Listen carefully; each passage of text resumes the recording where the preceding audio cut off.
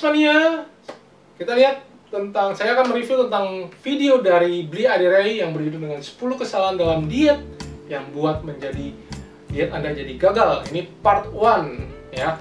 Karena videonya terlalu panjang, saya akan bagi menjadi 2. Silakan simak penjelasan dari Aderai ini yang telah kita sematkan teks bahasa Indonesianya. Silakan tonton videonya.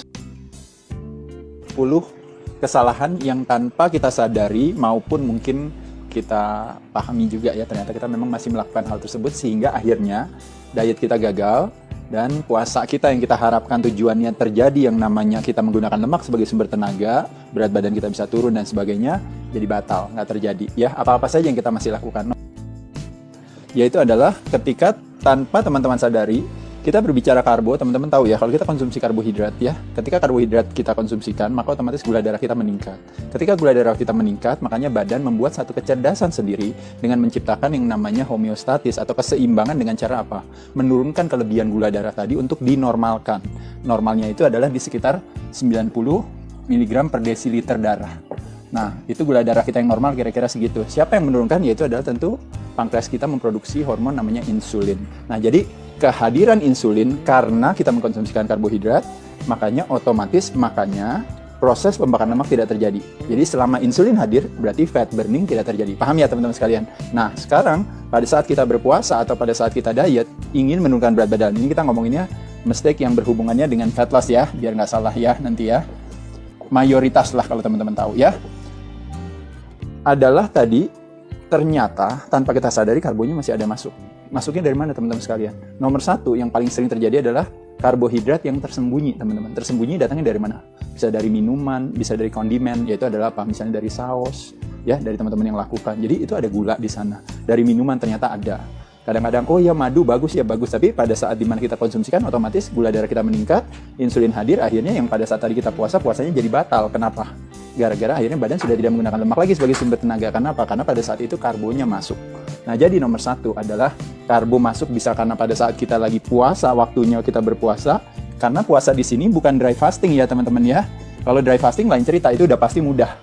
Yaitu ada teman-teman tahu bahwa nggak boleh makan. Tapi kan ceritanya katanya Mas Ade, katanya puasanya kan boleh minum, boleh apa, betul. Tapi problemnya adalah pada saat kita minum kopi, ternyata gula ada di sana. Pada saat minum teh, gula ada di sana. Pada saat minum teh, madu ternyata ada di sana. Pada saat misalnya kita mengkonsumsikan, boleh dong ya katanya kalau seandainya saya mengkonsumsikan makanan tapi selama protein dan lemak, berarti puasanya sebenarnya atau proses badan menggunakan lemak sebagai sumber tenaga tetap terjadi, nggak apa-apa dong ya. Tapi ternyata pada saat kita makan, ternyata apa yang terjadi? Ternyata karbohidratnya ada. Sebagai contoh paling gampang, pendekatan teman-teman tahu ya, teman-teman yang melakukan aktivitas yang namanya pendekatan ketogenik. Sebagai contoh misalnya, saya makannya ayam goreng, tapi ayamnya digorengnya pakai apa? Pakai tepung tanpa teman-teman sadari ternyata tepungnya adalah karbohidrat. Pada saat makan salad teman-teman makan, tapi dressingnya ternyata gulanya di dressingnya banyak juga. Atau misalnya mungkin juga ternyata teman-teman dapatnya mungkin dari sumber-sumber lain yang artinya masih ada kandungan karbohidratnya. Ketika masih ada kandungan karbohidratnya, makanya kenapa terjadi yang namanya keterlambatan daripada efektivitas kita untuk bisa mendapatkan hasil. Bukan berarti karbo salah ya, bukan maksudnya itu ya. Tapi teman-teman paling nggak ini dijadikan reminder aja, jadi checklist. Oh iya, oke, jangan-jangan karbonya masih ada. Saya mau cek, make sure kalau waktu saya mengkonsumsikan makanan atau lagi saya diet, saya tahu bahwa karbonya benar-benar saya udah kurangin. Itu 1 ya, dari soft drinks terutama ya teman-teman. Yaitu adalah ketika teman-teman bilang, oke, katanya Mas Ade kan kalau karbonya seandainya saya kurangin, berarti saya boleh naikin lemaknya. Nah, problemnya adalah teman-teman salah memilih sumber lemak. Nah, ingat sekali lagi teman-teman yang sering saya katakan, jadi omega 3 itu harus lebih besar daripada omega 6. Berarti kalau omega 3 itu kan anti-inflamasi. Sedangkan kalau omega 6 kan pro-inflamasi. Nah, kalau seandainya terjadi pro-inflamasi atau peradangan, maka apa yang terjadi? Terjadi stres. Kalau terjadi stres berarti terjadi apa? Terjadi kortisol. Kalau kortisol terjadi berarti adalah apa? Gula darahnya naik. Kalau gula darah naik berarti apa? Berarti insulin hadir. Kalau insulin hadir berarti ada apa-apa? Berarti lemaknya tersimpan, terjadi proses adiposity namanya. Paham ya teman-teman sekalian? Jadi salah pilih sumber otomatis akhirnya problem. Oleh sebab itu pilihlah sumbernya yang apa teman-teman, lemaknya selalu sumbernya lemaknya yang alami. Teman-teman nanti tonton video saya tentang makan lemak bakar lemak ya. pilihan sumber-sumber lemak yang baik yang ada. Jadi pilihnya selalu yang alami, bukan yang proses. Kenapa proses kita tidak mau konsumsikan? Karena lemak yang diproses terlalu panjang akan menyebabkan terjadinya kerusakan makanan atau food is being damaged. Nah, ketika terjadi kerusakan makanan, makanya apa yang terjadi? Yang terjadi di situ terjadi namanya toxicity atau terjadi keracunan. Nah, makanya kenapa disebut dengan trans fat dan sebagainya. Jadi sesuatu yang bukan baik buat badan gara-gara salah memilih sumber lemak. Ya, nah ini teman-teman. Oh ya, katanya sehat, berarti boleh dong makan buah, apalagi buah asosiasinya menyehatkan. Yang menjadi tantangan teman-teman sekalian adalah ketika hari ini buah saat ini dengan buah mungkin 100 tahun yang lalu adalah dua hal yang berbeda. Kenapa? Karena buah hari ini kandungan gulanya itu meningkat tinggi. Mungkin karena proses satu dan lain hal dalam hal proses fooding itu sendiri. Ya, dalam sekarang ini buah ini juga banyak juga rekayasa genetik, mungkin pestisida, mungkin satu dan lain hal ya. Nah, jadi akhirnya kita harus memilih pilihan sumber-sumber buah yang kandungan gulanya rendah. Paham ya teman-teman sekalian? Karena kebanyakan buah gulanya tinggi. Problemnya daripada buah disebut dengan namanya fruktosa.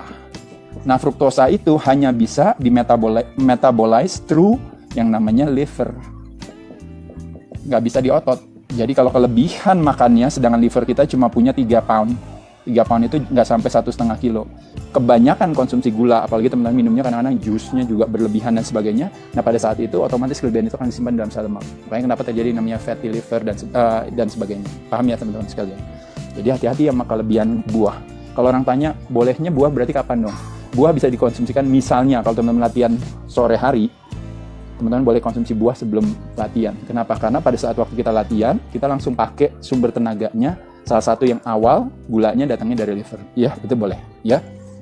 Lalu lanjut lagi, yang nomor 4 adalah yang sering menjadi mistake kita atau kesalahan kita adalah kita kurang protein. Kenapa? Karena kebanyakan kita makan selalu karbohidrat dan lemak.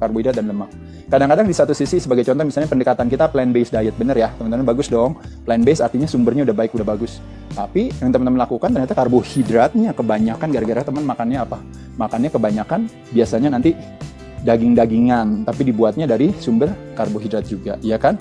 Lalu tepung-tepungan, meskipun juga, oh ya ini plant-based loh, nggak ada kandungan binatangnya, betul, tapi ada kandungan gulanya nggak, tetap ada. Makanya problemnya di sana. Ini kerupuknya vegetarian loh, betul vegetarian. Bahkan teman-teman makan mie instan pun juga vegetarian ya. Tapi bukan berarti cuma memilih sumbernya juga, tapi kita mesti paham juga bahwa salah memilih sumber akhirnya yang terjadi kelebihan kalori tadi yang disebabkan oleh karena salah pilih makanan tersebut. Jadi oleh sebab itu teman-teman sekalian, protein itu harus cukup karena kembali lagi protein dari katanya protos yang utama, tidak mau berlebihan juga. Jadi di sini juga nggak boleh kekurangan tapi juga nggak mau berlebihan. Cuma kenapa saya tidak bilang protein berlebihan itu menjadi satu kesalahan? Kenapa? Karena kecenderungan kita untuk mengkonsumsikan protein itu pasti kurang dibandingkan kelebihan. Paham ya teman-teman? Karena yang kita makan biasanya apa?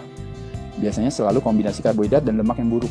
Ya, nggak perlu saya sebutin yang apa-apa aja ya. Nanti ntar yang jualan jadi tersinggung lagi. Tapi sekali-sekali boleh, nggak apa-apa. Tapi nggak mau kebanyakan ya. Oke, lanjut. Nah ini tadi. Oh, lemak boleh ya Mas Ade ya. Terlepas daripada lemaknya juga omega 3-nya baik, lemaknya yang alami dari olive oil, dari MCT oil, dari alpukat, dari kacang-kacangan dan sebagainya, bagus gitu ya ceritanya. Tapi tetap aja kalau kebanyakan tidak baik, teman-teman nggak akan bisa turun berat badannya. Kenapa? Karena lemak, 1 gram lemak, kalau teman-teman tahu, kalau 1 gram protein dan karbo, itu 4 kalorinya. Tapi kalau 1 gram lemak, berapa kalorinya teman-teman tahu nggak? 9. Berarti ini berapa? 2,5 kali lipatnya. Nah, kalau teman-teman kebanyakan makan lemak yang berlebihan, akhirnya badan hanya membakar lemak yang teman-teman konsumsikan, meskipun tidak makan karbo tadi. Tapi yang kita berharap sebenarnya adalah apa? Yang kita berharap kan sesungguhnya adalah kita mau membakar atau menggunakan si lemak yang ada di dalam tubuh kita, yang merupakan tadi cadangan energi kita tadi yang nggak kepakai karena kita kebanyakan rely atau tergantung sama karbohidrat. Jadi oleh sebab itu, lemaknya secukupnya aja ya teman-teman ya. Paling tidak, lemak itu lebih kepada dalam arti kita mau kelebihannya lemak adalah apa teman-teman sekalian? Kelebihannya lemak adalah kita kalau makan tuh mengenyangkan. Kita pilih sumbernya yang tepat, karbonya kita kurangin, dan lemak juga sebenarnya juga nggak bisa kebanyakan juga. Kenapa? Karena teman-teman biasanya kalau udah makan lemak biasanya enak, udah nggak bakal bisa nambah. Ya, yang kelebihan biasanya apa teman-teman? Bukan lemak, tapi apa? Karbohidrat ya. Karena karbohidrat, apalagi teman-teman yang resistensi insulin, selnya tidak sensitif terhadap insulin, maka yang terjadi udah makannya banyak, tapi gulanya nggak dimasukkan ke dalam sel. Sedangkan selnya tetap kelaparan, padahal teman-teman makannya udah terus banyak. Jadi akhirnya minta makan terus, makanya tidak mengenal rasa kenyang. Nah, disebabkan karena apa? Karena terjadi namanya resistensi insulin. Paham ya? Lalu semoga bermanfaat. Saya Joe Puanfu. Setuju kan bahwa investasi yang terbaik adalah investasi yang terhadap diri kita sendiri. Karena kita yang menikmatinya, bukan orang lain. Kita tidak mungkin membayar orang melakukan push up, pull up, squat, tetapi kita yang mendapatkan ototnya. Jadi kita yang harus melakukan terhadap diri kita sendiri. Selain itu, kekuatan dan kesehatan mental kita ternyata dipengaruhi oleh kekuatan fisik. Jadi kita harus melatih fisik kita supaya kita bisa mengatasi segala masalah dan tantangan dalam hidup kita. Saya Joe Puafu bersama Binara Genet. Kami mengajak Anda membangun generasi baru yang lebih cerdas, fit, dan tangguh. Di Binara Genet, kami selalu percaya bahwa setiap orang pasti bisa memiliki tubuh yang ideal dan sehat. Dengan subscribe, like, dan share video ini, Anda turut membantu membangun Indonesia sehat dan kuat. Salam jelas fitness, saya JP.